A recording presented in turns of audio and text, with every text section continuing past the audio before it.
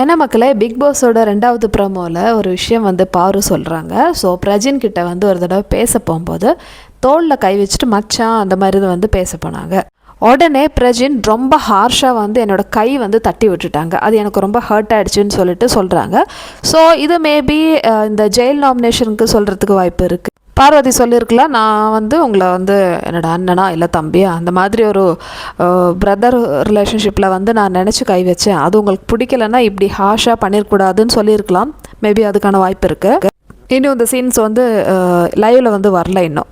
So இது கேட்ட பிரஜின் வந்து இது பாருங்கள், பாரு வந்து இப்படின்னு சொல்லிட்டு பாரு வந்து ஒரு மாதிரி பாடி ஷேம் பண்ணுற மாதிரி பாரு நிற்கிற ஒரு போஸ் வந்து காமிக்கிறாங்க. இது ரொம்ப தப்பாக இருக்குது. ஆக்சுவலி பாரு அவங்களுக்கு ஃபீல் பண்ண ஒரு விஷயத்தை தான் வந்து அங்கே சொல்கிறாங்க. ஸோ இது சொல்லும்போது நீங்கள் வந்து ஏற்றுக்கலாம், இல்லை ஆப்போசிட் பண்ணலாம், அது உங்களுடைய ஒப்பீனியன். ஓகே, அதை விட்டுட்டு நீங்கள் வந்து ஒரு போஸ் ஒன்று கொடுத்தீங்க இல்லையா பிரஜின், ரொம்ப தப்பான விஷயம். இப்படி வந்து பண்ணவே கூடாது. ஸோ பாரு வந்து எப்படி நிற்கிறாங்க அந்த ஒரு பாடி ஷேம் தான் வந்து அங்கே பண்ணி காமிச்சிருக்காங்க. ஸோ அதுக்கப்புறமேட்டு பிரஜின் வந்து இந்த மண்டிட்டு பிக் பாஸ் கிட்ட கேட்குறாங்க, பிக் பாஸ் நான் இந்த வீட்டில் வந்து யாரும் எனக்கு அக்காவும் இல்லை தங்கச்சியும் இல்லை அப்படின்னு சொல்லிட்டு அப்படியே 2 கையும் வந்து விருத்தி வந்து அவர் கேட்குறாரு. ஸோ பிரஜின் நினச்சிருக்கிறாரு அவர் பண்ணுற ஒவ்வொரு மூவ்ஸும் ஒவ்வொரு டயலாகும் வந்து ரொம்ப ஹீரோயிசமாக இருக்குதுன்னு சொல்லிட்டு சீரியஸாக சொல்கிறேன், ரொம்ப காமெடியாக தான் இருக்குது.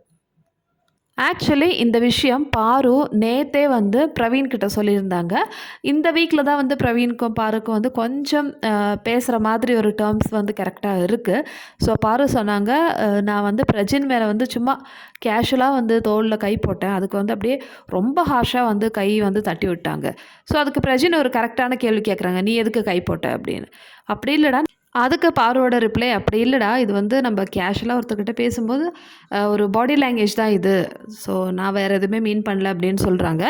எனவே இந்த விஷயம் ஆல்ரெடி வந்து டிஸ்கஸ் ஆகிடுச்சு பிரவீன்கிட்ட. ஸோ பிரவீனுக்கு தெரியும் இந்த விஷயத்த 2 விதமாக டீல் பண்ணலாம் என்னோடய ஒப்பீனியனில்.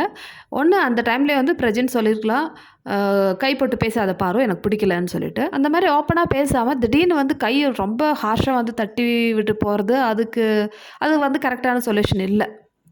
பாரு வந்து அப்பயே சொன்னாங்க பிரவீன்கிட்ட. ஓகே, ஸோ பிரவீன்கிட்ட, இல்லைடா எனக்கு ரொம்ப ஹர்ட் ஆகிடுச்சுடா, அவர் வந்து ஒரு மாதிரி என்னை வந்து என்ன மாதிரி ட்ரீட் பண்ணுறாரு எனக்கு தெரியல, ஸோ கை ரொம்ப ஹார்ஷாக தட்டி விட்டது எனக்கு ஹர்ட் ஆகிடுச்சுன்னு சொல்கிறாங்க. ஸோ இதுதான் வந்து பாரு அங்கே சொல்கிறாங்க. இப்போது இந்த விஷயத்தில் ஹவுஸ்மேட்ஸ் யாருக்கு சப்போர்ட் பண்ணுவாங்க, பிரஜின்கா இல்லை பாருவுக்கா? உங்களோட ஒப்பீனியன் சொல்லுங்கள்.